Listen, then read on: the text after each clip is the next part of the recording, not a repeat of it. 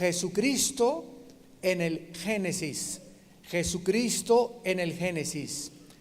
Una de las evidencias más grandes de la inspiración de la Biblia es que desde el libro del Génesis, de como lo vamos a ver en esta mañana, desde el capítulo 1 hasta el último libro de la Biblia, el capítulo 22 de Apocalipsis, todas las páginas de la Biblia están impregnadas con la persona del Hijo de Dios.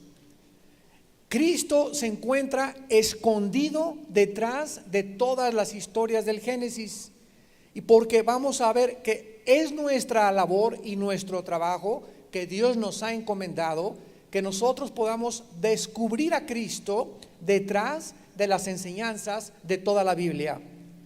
Cristo, de acuerdo a la soberanía del Padre, es la llave, es la clave para poder penetrar en todos los misterios de Dios, ya que Jesucristo es la revelación final y la más importante que Dios le ha dado a la humanidad. Por ejemplo, en Mateo 11:27, yo lo leo rápidamente, Jesucristo dijo estas palabras: todas las cosas me fueron entregadas por mi Padre, y nadie conoce al Hijo sino el Padre, ni al Padre conoce alguno sino el Hijo, y aquel a quien el Hijo lo quiera revelar. Qué declaración más poderosa y más profunda. Viene Jesucristo y nos dice: a mi Padre nadie lo conoce, yo sí lo conozco, y Él me conoce a mí, y el Padre ha escogido que yo sea el medio para que el mundo lo pueda conocer. Así que si cualquier persona que nos escuche en este momento quiere conocer a Dios a través de el budismo zen, la meditación trascendental, yéndote posición de loto a Chapultepec, o a través de viajes de LSD, o a través de contacto con espíritus o en sesiones espiritistas, estás en caminos equivocados, porque para que cualquier persona pueda conocer a Dios necesita primero conocer al Hijo, porque es el Hijo Jesucristo el que ha dado a revelar a su Padre en los cielos.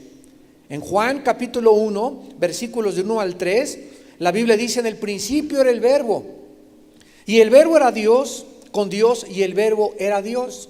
Aquí se escoge una palabra que forma parte de la gramática, que es el verbo. En el griego es el logos o el conocimiento. Sabemos nosotros que gramaticalmente el verbo es el que le da la acción al sujeto.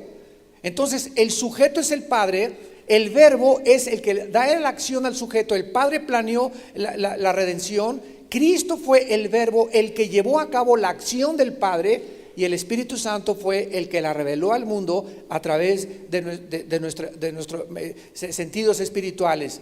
Entonces, Cristo existía antes de que naciera en María. Cristo existía antes de que Dios formara el cielo y la tierra. Él ya existía eternamente con su Padre en la eternidad. En el principio era con Dios, todas las cosas fueron por Él hechas, y sin Él nada de lo que ha sido hecho fue hecho. O sea, Cristo es el centro del universo, la razón de la existencia del universo y el propósito de Dios para el universo. En la persona de Cristo gira absolutamente todo el universo, toda la creación y todo lo que Dios ha hecho. En Hebreos capítulo 1 versículos del 1 al 3, la Biblia dice: Dios, habiendo hablado muchas veces y de muchas maneras en otros tiempos a los padres por los profetas, en estos postreros días nos ha hablado por el Hijo, a quien constituyó heredero de todo y por quien asimismo hizo el universo, el cual, siendo el resplandor de su gloria y la imagen misma de su sustancia, y quien sustenta todas las cosas con la palabra de su poder, habiendo efectuado la purificación de nuestros pecados, por medio de sí mismo se sentó a la diestra de la majestad en las alturas, señores científicos, señores físicos, matemáticos que nos escuchan, aquí la Biblia nos da la respuesta de qué es la fuerza detrás de los protones, detrás de los neutrones. ¿Quién hace que la Tierra gire sobre su eje de 23 grados y medio a una velocidad tal en 24 horas y se traslade alrededor del Sol? ¿Quién es el que le da la fuerza al planeta para que haga esto y mantenga un movimiento, una moción estable y continua? Porque esto contradice las mismas leyes físicas. Hay una ley física que dice que si tú le das a una canica una fuerza determinada, aplicas la fuerza, la velocidad de la materia es proporcional a la fuerza aplicada. O sea, si yo le hago una canica así, la canica sale disparada durante 5 o 10 metros. Pero ¿por qué se tiene que parar? Porque esa es la fuerza que yo le apliqué.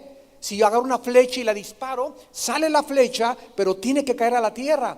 Una misma bala la disparas y tiene que emitir una parábola y tiene que caer. Es una ley física. ¿Por qué la tierra no se detiene? ¿Por qué la materia que está formada por átomos se mantienen en una velocidad increíble, que es lo que le da la sustancia a las cosas? La Biblia nos lo responde en Hebreos 1, versículo 3. Cristo sustenta, y esta palabra sustentar significa, pero sostener o poner en movimiento todo el universo. Es increíble la revelación que Dios nos da acerca de su Hijo Jesucristo. Y en esta mañana, regresando al capítulo 1 del Génesis, veamos ahora esta maravillosa revelación de Jesucristo en el Génesis. Desde que comienzan las primeras páginas, las primeras palabras de la Biblia en los primeros 4 días de la creación, Cristo está escondido simbólicamente, representativamente en la misma creación. Y en estos 4 primeros días que vamos a examinar y estudiar en esta mañana, vamos a tener un tipo. Y déjenme antes explicarles lo siguiente. Cuando tú comienzas a estudiar teología, hay una rama de la teología que se llama la tipología. Tipología. ¿Qué significa esto? Que en el Antiguo Testamento todos son símbolos: el sacerdocio, las ofrendas, el sacerdocio, las fiestas, el Purim, el Sukkot, la Pascua. Todos son tipos de los antitipos que se encuentran en el Nuevo Testamento. En otras palabras, todos son símbolos. Todo está escrito con un lenguaje simbólico representando la esencia que es Cristo y que vendría después. Entonces, cuando tú escuches acerca de José, por ejemplo, es un tipo de Cristo. Moisés, en cuanto al como es un libertador, es un tipo de Cristo. Ya entiendes qué significa cuando ves en un libro un tipo. Es una representación o un símbolo de la esencia. Cuando vino Cristo, Él era lo que todo en el Antiguo Testamento estaba representado en símbolos. Dios lo escondió de una manera deliberada para que no cualquier persona, como decía mi abuelita, no cualquier pelagatos, cualquier roto quintopatiero pase a la Biblia y ya pueda entenderla. No, Dios escondió estas cosas de los sabios y de los entendidos y se las reveló a los niños. En otras palabras, tenemos que hacernos como niños. ¿Qué significa esto? Requiere de mucha humildad.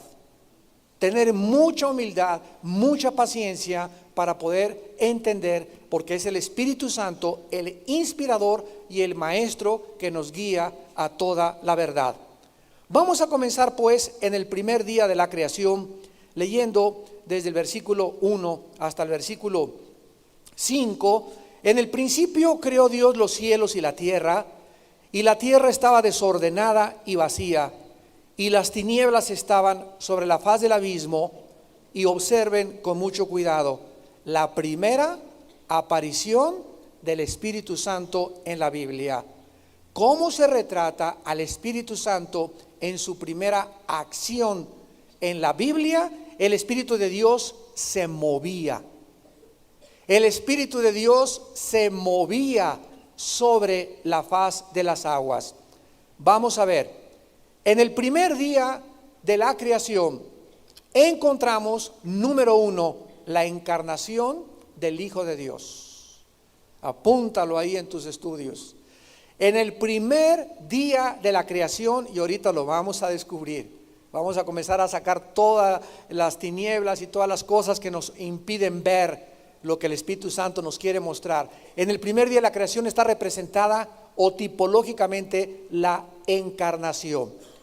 Esta palabra moverse, el Espíritu Santo se movía sobre las aguas, es la palabra hebrea rahab, con RPH al final, rahab y con J, y significa literalmente empollar. Empollar. Y es exactamente la misma palabra que los hebreos usan cuando la gallina se sienta sobre sus huevitos para hacerlos empollar. Cuando ya necesitan, la gallina ya sabe, ¿verdad? En el chip que le puso Dios y en el software que la gallina tiene, ya sabe en el momento en que necesita sentarse sobre sus huevitos para que se rompa el cascarón y nazcan los pollitos.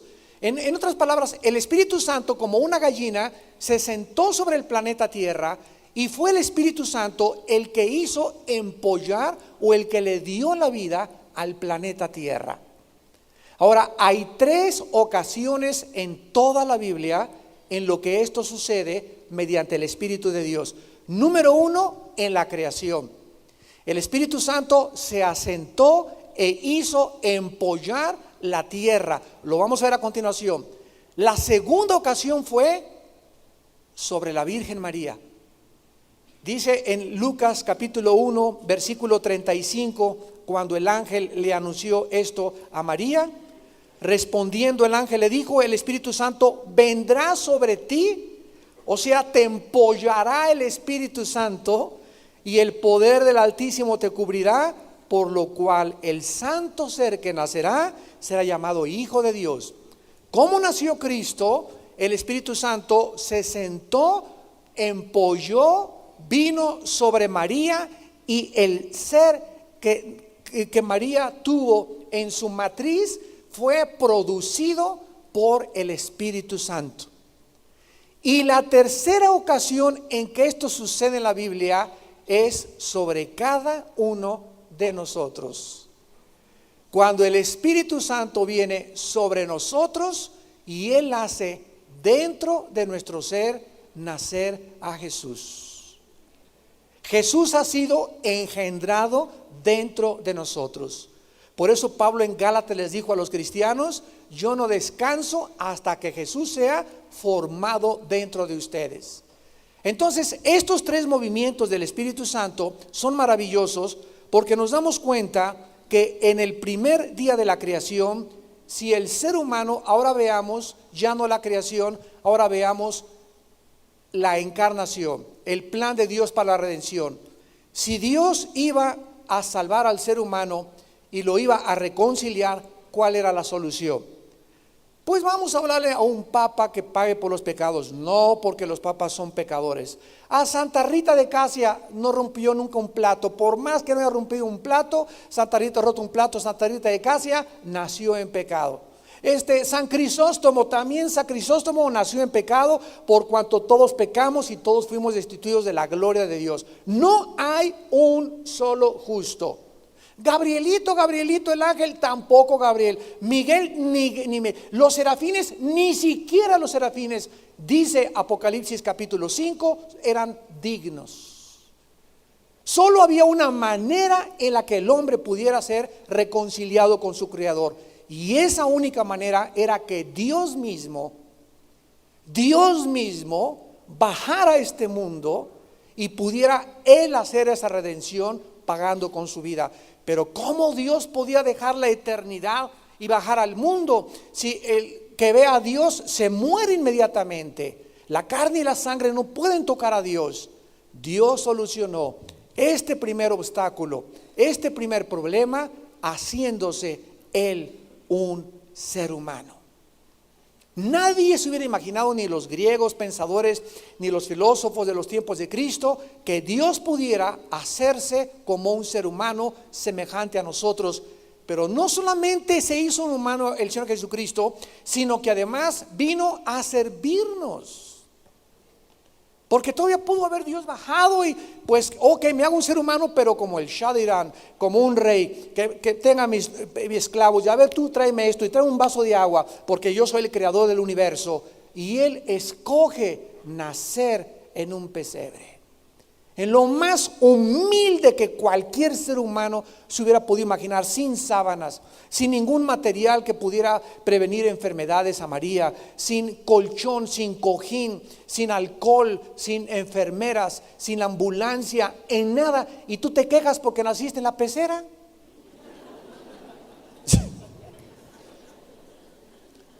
¿De qué manera podía este abismo ser totalmente unido? ¿Quién podría ser el puente? La palabra de Dios se haría carne. La palabra de Dios se encarnaría.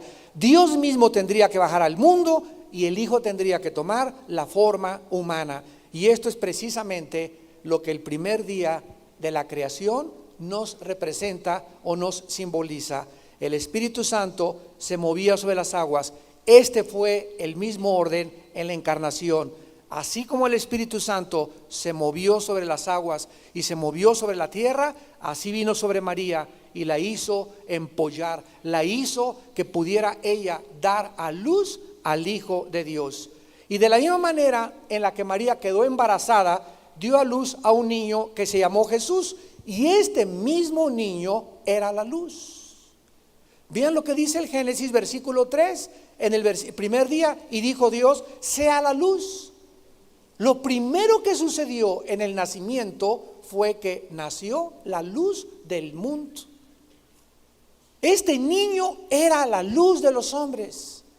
Jesús dijo, el que crea en mí no permanecerá en tinieblas. Y la luz, desde luego, que es aprobada por Dios. En Lucas 2, cuando comenzó la profecía acerca de Jesucristo, dice el versículo 30 en adelante, han visto mis ojos tu salvación, luz para revelación a los gentiles y gloria de tu pueblo Israel. Además, dice en el Génesis capítulo 1, versículo 4, y vio Dios que la luz era buena. En otras palabras, Dios aprobó y dijo, esto es bueno. De la misma forma, el nacimiento de Cristo no fue por ninguna obra humana. Nadie más que Dios podía bendecir, podía aprobar el nacimiento y la vida sobrenatural, porque nadie más que Dios puede decir esto es bueno, esto es malo. No tenemos esa prerrogativa nosotros. Cuando Cristo nació, le dijo el ángel, este niño será santo. Dios le está llamando a su hijo santo antes de nacer. Y cuando Cristo se presentó en el río Jordán por Juan el Bautista, volvió el Padre a abrir los cielos y a hablar desde el cielo, este es mi Hijo bien amado. Sobre él está absoluta y totalmente toda mi complacencia, a él oíd. No dijo, oigan a Buda, oigan a Mahatma Gandhi, oigan al Maharashi, oigan a Zoroastro, oigan a Mahoma. Es sobre Jesús, sobre quien el Padre dijo, este es al que yo he escogido. Ayer les decía en la conferencia del desayuno, a ti te corresponde a quién le vas a creer. Si le quieres creer al Padre, si le quieres creer a Jesús, o quieres creer a los filósofos, a tus ídolos, a tus mesías y a tus líderes religiosos que tú te has inventado o que tú tanto admiras. Pero solo sobre un nombre se ha abierto el cielo y se ha oído la voz, este es mi Hijo amado, sobre el cual tengo mi complacencia. Pero sigamos en el primer día de la creación en Génesis, y dice la Biblia que no solamente el Espíritu Santo le dio luz al mundo como a Jesús, como a María, no solamente fue Dios el que dijo que era bueno, sino que también dice el versículo 4 de Génesis 1, que después de que apareció la luz, separó Dios la luz de las tinieblas. Con qué cuidado se nos llama aquí la atención de la inmensurable diferencia entre el Hijo de Dios y los hijos de los hombres. Aun cuando Jesucristo, en su infinita condescendencia, compartió nuestra humanidad, nunca compartió nuestra naturaleza caída. Aun cuando era amigo de prostitutas y de pecadores, jamás Él se contaminó. Hubo una enorme separación que Dios hizo también entre su Hijo, entre la luz y entre las tinieblas. De la misma manera sucedió con el que fue llamado la luz del mundo. No se le permitió a José y a María que él le pusiera o ella Jesús. Fue Dios el que le dijo, su nombre será Jesús. Y fue Dios también el que llamó a la luz, luz. Es increíble que también el nombre de Jesús, antes de que Él naciera, ya los profetas habían establecido, desde luego por la inspiración divina, cómo habría de llamarse este niño. Isaías 9:6 dice la Biblia, un niño nos es nacido, Dios nos es dado, hijo nos es dado, el principado sobre su hombro, y se llamará su nombre Pelé. No el jugador de fútbol. La palabra Pelé es la palabra hebrea para admirable. Y no fue profético, ¿verdad? Que a este muchacho le pusieran Pelé, porque ha sido admirable en el fútbol. Pero el nombre de Jesucristo es admirable porque iba a admirar a todos, no jugando fútbol, iba a admirar a todos con su sabiduría, con su santidad, con su mansedumbre. Se le va a llamar consejero. Si hay alguien que te pueda decir cómo salir de tus problemas, cómo arreglar tu matrimonio, cómo arreglar a tus hijos, cómo dirigir una iglesia, cómo dirigir un trabajo, es Jesucristo. Él es el consejero por excelencia. Su nombre será llamado Dios fuerte. Ya decían los profetas que ese niño iba a ser Dios, Padre eterno, príncipe de paz. Y en Jeremías 23, versículo 6, en sus días será salvo Judá y llamarán su nombre Jehová, justicia nuestra. Jehová, Sedec, Ahó, en el hebreo. O sea, el niño iba a ser nuestra justicia. No es mi justicia la que me hace presentarme delante de Dios, es la justicia de Cristo la que nos fue imputada, de la cual estamos vestidos, como dijimos hace unos momentos en la ordenación, y la cual nos hace presentarnos delante de un Dios santo. Así que no hay justo ni un uno inherentemente por sus propias obras. La justicia que tenemos, y porque se nos llama ahora justos a nosotros, es por la justicia de otro hombre que no es de nosotros. Él tuvo que vivir una vida santa para que esa justicia nos fuera imputada a todos nosotros. Vemos pues en el primer día de la creación la encarnación del Hijo de Dios. Segundo día. Dice en el segundo día, en el versículo 6 en adelante, luego Dios dijo, haya expansión. Anoten, la palabra expansión es espacio, la palabra raquia en el hebreo. Haya un espacio en medio de las aguas y separe las aguas de las aguas. Permítanme explicarles esto antes. En el versículo 1 de Génesis dice, Dios hizo los cielos y la tierra. Y esta palabra tierra, eretz en el hebreo, es tierra seca. Y en el versículo 2, ¿cómo aparece la tierra? O ya se les olvidó tan rápido. La tierra aparece cubierta de agua. ¿De dónde salió el agua? ¿De dónde salió el agua? ¿O hizo la tierra Dios y la metió debajo del agua? No, en el versículo 1 estaba seca la tierra. Algo sucedió entre el versículo 1 y el versículo 2, donde en el versículo 2 encontramos a la tierra cubierta de agua, desolada, desordenada, vacía y llena de tinieblas. ¿De dónde salieron las tinieblas? Si Dios es luz.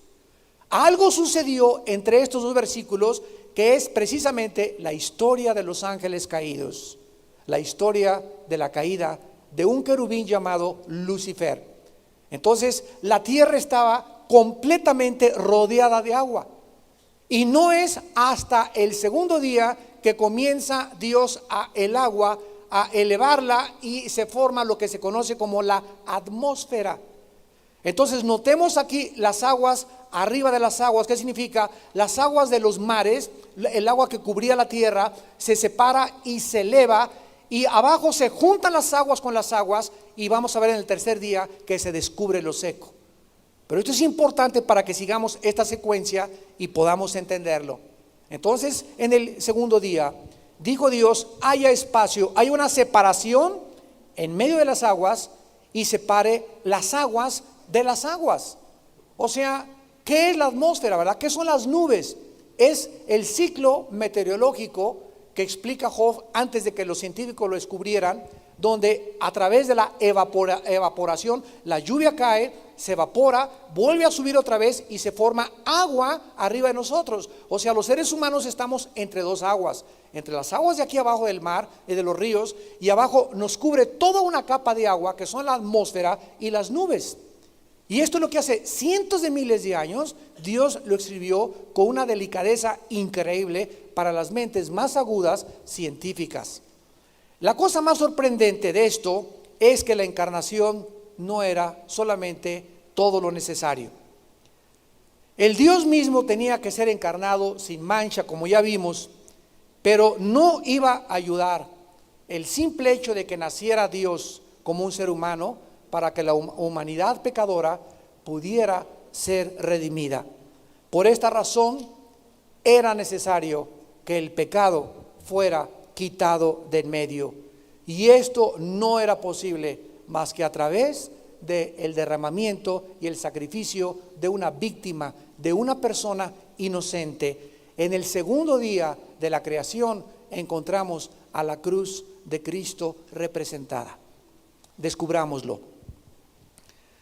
El santo de Dios tenía que ofrecer su vida, era la única forma en que las santas demandas de Dios pudieran cumplirse. Y es precisamente en este segundo día donde encontramos la representación de este segundo paso de la redención humana. Lo más sorprendente es que en este segundo día hay división y separación. ¿Qué es lo que estamos encontrando aquí?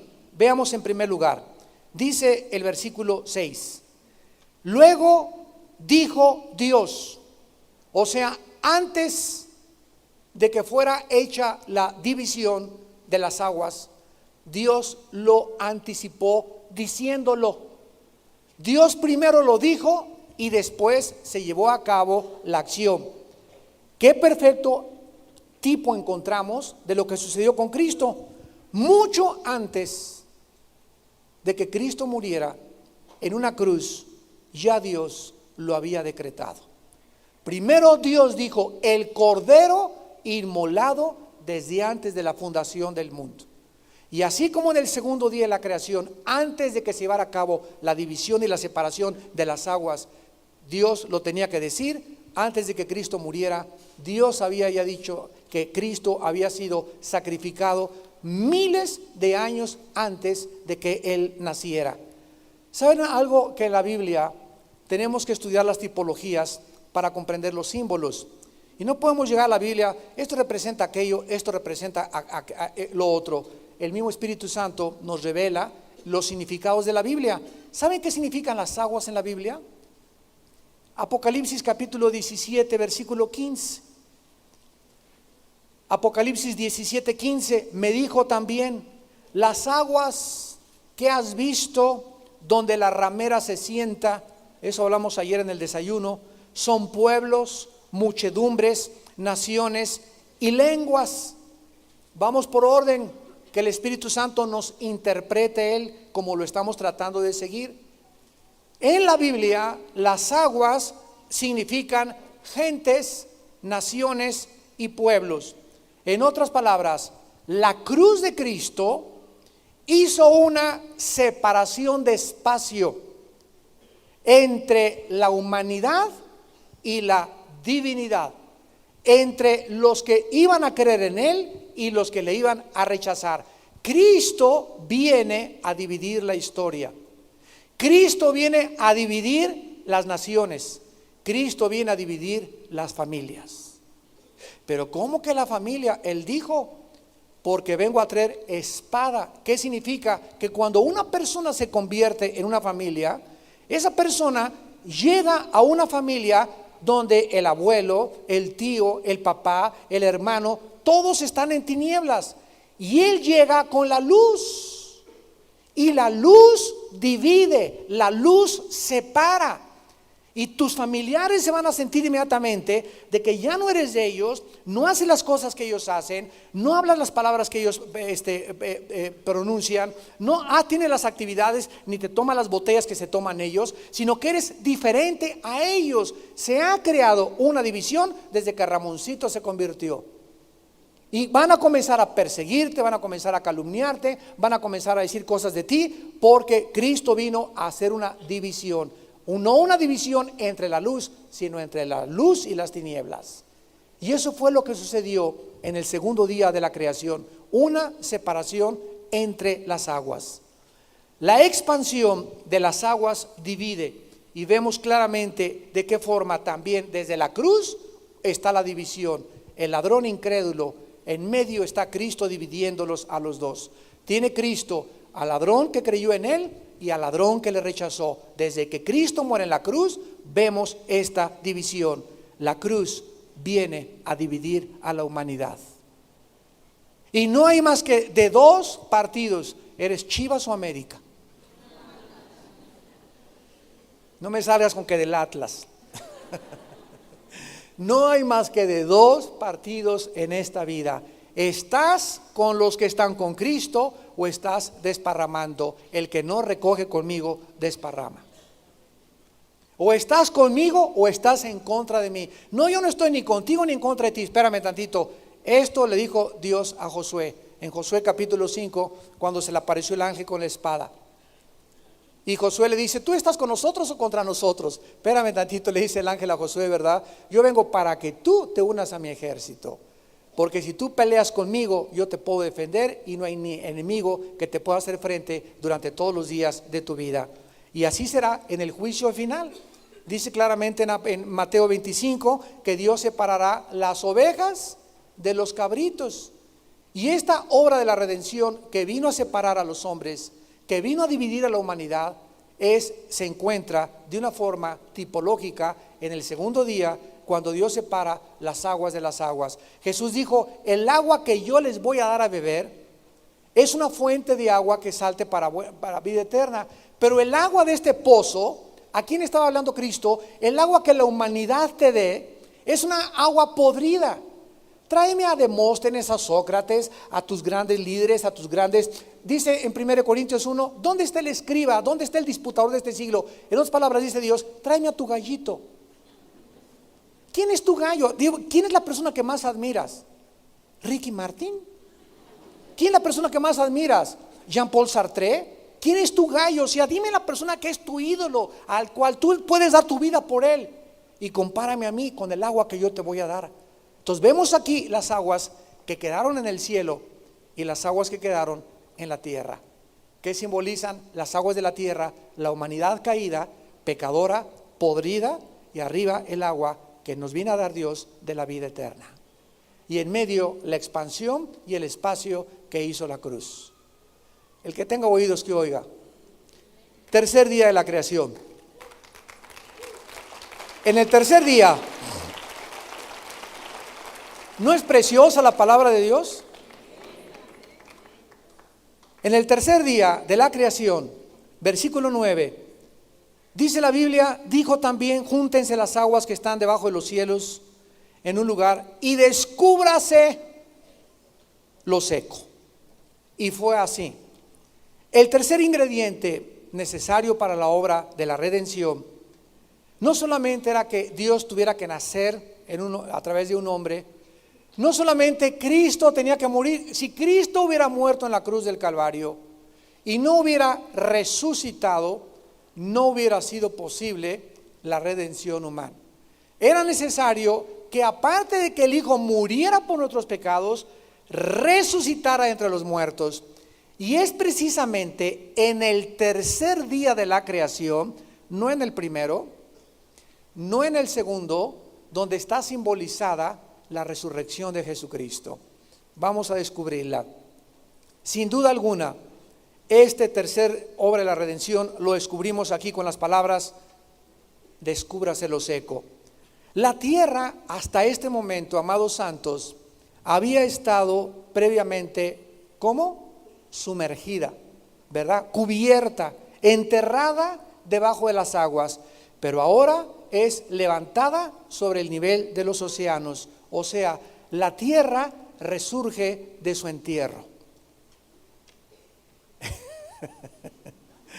Pero esto no es todo, ¿verdad? Sino que más adelante dice el versículo 11, en el tercer día, produzca la tierra hierba verde. Hasta aquí la muerte reinaba. No había absolutamente nada de vida. La vida todavía no había aparecido sobre la superficie de la tierra, pero es en el tercer día donde se le ordena a la tierra producir. No en el primero, no en el segundo, sino en el tercer día. Y este simbolismo, ¿verdad?, es maravilloso y perfecto, porque fue también en el tercer día en que, de acuerdo a las Escrituras, ya desde el Génesis estaba escondido que el Hijo de Dios resucitara al tercer día. Y esto es maravilloso porque, vuelvo a repetir, la obra de la redención misma está escondida en la simbología del primer libro de la Biblia. Y terminemos con la cuarta obra de la redención, con el cuarto día de la creación. Versículos 14 en adelante. Luego dijo Dios: haya lumbreras en la expansión de los cielos para señorear el día y la noche, de la noche, y sirvan de señales para las estaciones, para los días y para los años, y sean por lumbreras en la expansión o en el espacio de los cielos, para alumbrar sobre Marte. ¿Eso dice tu Biblia? Es tercera de Pancho 3:1. Para alumbrar sobre Mercurio, para alumbrar específicamente sobre un planeta que Dios escogió, que se llama la Tierra. La redención humana no bastó con que Dios se hiciera hombre, no bastó con que Cristo muriera en la cruz, no era suficiente con que resucitara de los muertos, porque si hubiera resucitado Cristo de los muertos, no se podía quedar aquí entre nosotros. ¿Por qué? Porque ya traía un cuerpo glorificado y Él ya no podía morir. Era necesario que, ya que había resucitado y ya que había adquirido un cuerpo glorificado, Él ascendiera y se presentara ante el Padre, y desde allí viviera para interceder continuamente por los que le siguen. El cuarto día de la creación representa el cuarto día de la obra de la redención, que es la ascensión de Jesucristo. Veámoslo.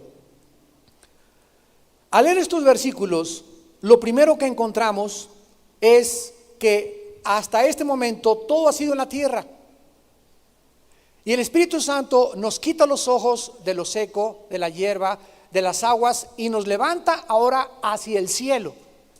Y somos elevados en el corazón en el cuarto día hacia el cielo. ¿Y qué vemos? ¿Qué es la primera imagen que Dios quiere que nosotros veamos? Al sol. ¿Quién es el sol? ¿Qué representa en la Biblia el sol? Dice la Biblia en Malaquías 4:2 que el sol representa a Jesucristo. Se le llama el sol de justicia. Y la luna, la lumbrera menor, representa a la iglesia. ¿Por qué? Porque la luna no tiene luz propia. La luna refleja la luz del sol.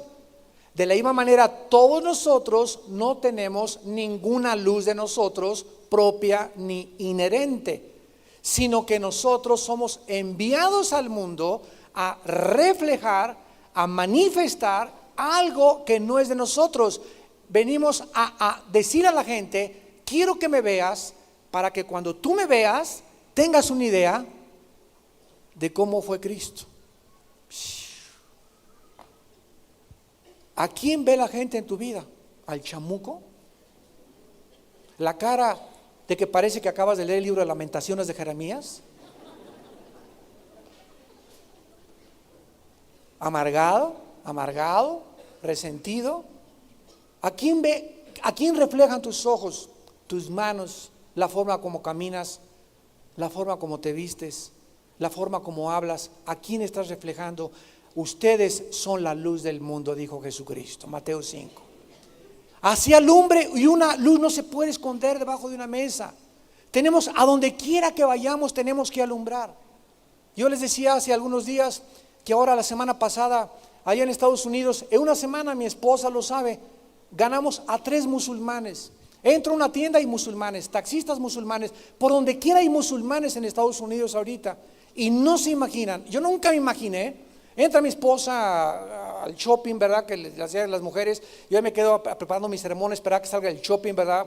Ahí están las mujeres, levanta la bufanda y la ven, y le ven la etiqueta. Y 15 minutos para comprar unos calcetines, ¿no? Una cosa. Y aquí nosotros ya queremos todo llegar así ya. Entonces yo siempre, pues ya me llevo mis libros mejor para leer. Y siempre hay en medio de los moles ahí en Estados Unidos puestecitos, y casi todos son musulmanes o judíos. Y es increíble que estén tan abiertos a la palabra de Dios. Entonces yo le digo a Dios cada vez que me levanto, desde hace muchos años: Señor, en este día permíteme hablarle a alguien de ti. Que me encuentre con el lechero, con el panadero, con el taxista, con un bellboy, no sé, pero una mesera, un mesero, que le pueda hoy hablar a alguien de ti. Y en el último mes me ha mandado a puros musulmanes. Abiertísimos, le dan gracias a Dios porque el americano no se detiene a hablar 15, 20 minutos con nadie, y se impactan que les hable yo de Mahoma, que les hable del Corán, que conozca los sutras, que es lo que creen ellos, que se impacten, que les enseñe yo el libro del Génesis, que les comience a hablar de Jesucristo, y se quedan así. Y mi reto es, ahora yo te reto a que comiences a leer la Biblia, y a que pienses que Jesucristo es mucho mayor que Mahoma, y que cualquier otro libro es la Biblia. Y ellos aceptan eso en su corazón porque Dios los está preparando. Hermanos, nunca el mundo había estado tan preparado para ser alumbrado como ahora, porque nunca el mundo había estado en tantas tinieblas como ahora. Nunca. ¿Por qué tuvimos 150 decisiones ayer? ¿Por qué tuvimos allá de 300 en el desayuno en Toluca más de 70 decisiones? ¿Por qué los musulmanes están abiertos a Cristo? ¿Por qué los judíos se están convirtiendo al Mesías Jesucristo, Yeshua Mashiach? ¿Qué está pasando? Dios ya viene pronto. Y nosotros somos la luz. Somos la luz.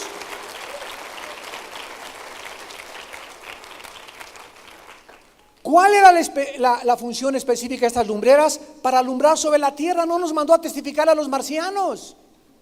Nuestra luz es sobre este mundo en tinieblas, y para señorear sobre el día y la noche. Toda autoridad les he dado en el cielo y en la tierra, porque Jesucristo la tiene y nos las ha entregado a nosotros. Y ningún arma del enemigo los podrá tocar. Hollaréis serpientes y escorpiones, y ningún mal les podrá avanzar. Como estuve con Moisés y con Josué, estaré con ustedes, dice el Señor. Yo soy tu escudo, yo te defenderé. Nadie te podrá hacer frente todos los días de tu vida. Cuando vengan 10,000 contra ti, saldrán por otro lado. ¿Por qué? Porque yo voy delante de ti, yo peleo tus batallas. Yo soy tu Dios. Di mi vida por ti en una cruz. Tengo un propósito para ti. Tengo una misión para ti. No permitas que el enemigo aborte el llamado que te he hecho para vivir para mí. Nos ha llamado a alumbrar en esta vida. Cristo tuvo que ascender a los cielos para que el Espíritu Santo bajara. Y no es hasta que el Espíritu Santo bajó que Él nos pudo alumbrar nuestro corazón para reflejar la luz de Jesucristo. Vemos pues que estas son las funciones de Cristo y de su pueblo. Jesús como el sol y la luna como su pueblo, reflejando la luz del sol sobre la tierra. Dice la Biblia en Romanos capítulo 13, con un lenguaje también simbólico, versículo 12 en adelante: la noche está avanzada. ¿Cómo describe el apóstol Pablo en su carta a los Romanos la vida que tú y yo estamos viviendo en este mundo? Como de noche. Estamos de noche. Es un planeta que está en oscuras. Hay desolación, hay tristeza por todos lados. Por todos lados la gente está sufriendo. Por todos lados la gente está vacía. Por todos lados la gente está buscando un propósito, un sentido para su vida. Están cansados de las modas, del sexo, del alcohol, del poder, de la política. Nada sacia, nada satisface el alma humana, porque fuimos creados con este vacío para que solo Cristo lo pudiera llenar. De esta agua podrás volver a beber y tendrás sed. El agua que el mundo nos da, que la humanidad nos da, es un agua que está totalmente putrefacta. Es un agua que no tiene más que, nos enferma. Todas las filosofías orientales, las filosofías del mundo nos han enfermado más aún todavía intelectualmente. Es el agua que nos da Jesús, el agua que nos puede salvar la vida. Y esta es precisamente lo que dice Pablo: la noche está avanzada y se acerca el día. ¿Saben a qué hora nos encontramos ahorita? ¿Saben a qué hora nos encontramos? ¿Saben cuál es la hora más oscura del día, de la noche? No son las 12 de la noche, es entre la 1 y las 2 de la mañana. Yo recuerdo cuando yo trabajaba de noche en un hotel, que llegaba a las 11 de la noche, mi casillero, me ponía mi uniforme bellboy, ahí en el Hotel Camino Real de Polanco. Trabajaba ahí cuando comencé, y tenía el turno de las 11 a las 7 de la mañana. Y llegaba yo y estaba despierto, y llegaba a la 1 y comenzaba a cabecear. Pero llegaban las 2 de la mañana y no aguantaba ya el sueño. Algo pasa aquí, una función química en el cerebro, que es el momento en el que, si no te tomas un café negro cargado, o me metí una pastilla de Benzedrina desgraciadamente, y chochos, etcétera, etcétera, no aguantaba estar. Pero a las 4 o 5 de la mañana volví otra vez a recuperarme. Pero entre la 1:30 y las 3 más o menos de la mañana era un sueño tremendo, que necesitamos estar haciendo algo o tomando café para no dormirnos y que no nos agarraran dormidos. Y esta es exactamente la hora en que se encuentra el mundo ahorita, las 2 de la mañana, cuando más debemos de velar, cuando más hay presión sobre nosotros para comenzar a campanear para un lado y para el otro, y para comenzar a dormitarnos, y Dios no quiere que nos agarre como ladrón en la noche. Velemos pues, porque el día se acerca. Dice Pablo: desechemos las obras de las tinieblas y vistámonos las armas de la luz. Andemos como de día honestamente, no en glotonerías y borracheras, no en lujurias y lascivias, no en contiendas y envidia, sino vestíos del Señor Jesucristo, y no proveáis para los deseos de la carne. Vemos pues que en estos 4 días de la creación están representados los 4 días de la redención: la encarnación, la muerte, la resurrección y la ascensión de Jesucristo. Dios plasmó en el Génesis los primeros días de la redención y los primeros pasos de la obra de la salvación de los seres humanos. A la luz de toda esta preciosa revelación, qué maravillosas palabras las del Génesis 2, versículo del 1 al 2. Fueron pues acabados los cielos y la tierra y todo el ejército de ellos. Y acabó Dios en el día séptimo la obra que hizo, y reposó el día séptimo de toda la obra que hizo. La obra de la creación estaba acabada y Dios descansó. Y cuando Cristo dio su vida en la cruz, resucitó y ascendió a los cielos, Dios dijo: ya no puedo hacer nada más por ti. Todo lo que formaba parte de mi plan ya lo hice hacia ti. Ahora yo descanso y mi hijo descansa, y dice Hebreos 4, ahora los invito a que descansen conmigo, a que entren al reposo de Dios. Somos invitados, dice Hebreos 4, temamos pues no sea que muchos aún no hayan entrado a este reposo por causa de su incredulidad. Pero hay un reposo para el pueblo de Dios. Ahora que ha terminado Dios la obra de la creación y la obra de la redención, nos invita a descansar. ¿Y qué dijo Cristo cuando vino al mundo? Vengan a mí todos ustedes los que están cargados y trabajados, cansados. A eso viene Dios, a darnos reposo y descanso de nuestras almas. Ya no necesitas irte de rodillas a la villa, ya no necesitas chicotearte, ya no necesitas: ¿y qué hago ahora para que Dios me acepte? ¿Y qué hago para que Dios esté conmigo? Ahora descansa en la obra de Dios en la cruz. Su programa de redención ha sido terminado, y ahora solamente nos invita a que encontremos descanso, no en una religión, no en un hombre, sino en su Hijo Jesucristo, para que podamos nosotros también descansar de nuestras obras. Y Dios descansó el séptimo día de toda la obra que hizo. Toda la obra de la redención humana fue terminada en la cruz del Calvario, y después de la muerte, resurrección y ascensión de Jesucristo, ya no hay nada, absolutamente nada, que se le pueda agregar a la obra de la redención. ¿No quisieras tú en este momento venir a la cruz? Incline su cabeza.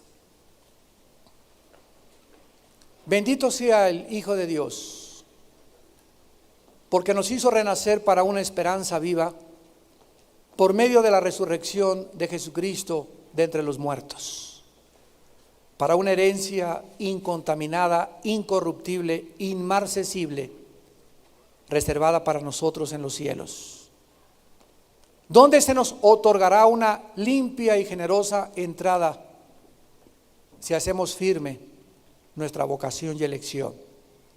Señor, cuántos tesoros están escondidos tan maravillosos en tu palabra, porque es Cristo el que está escondido en toda tu obra, en todos los tipos, en todos los símbolos, en todas las fiestas, en todas las ofrendas, en todo el tabernáculo, en todo está Jesús.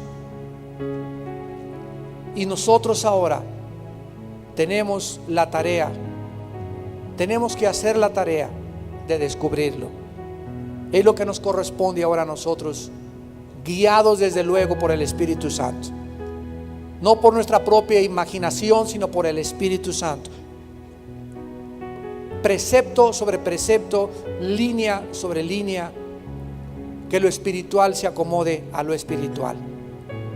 Gracias por tu preciosa palabra, Señor, porque es una evidencia que esto no pudo haber sido hecho por hombres.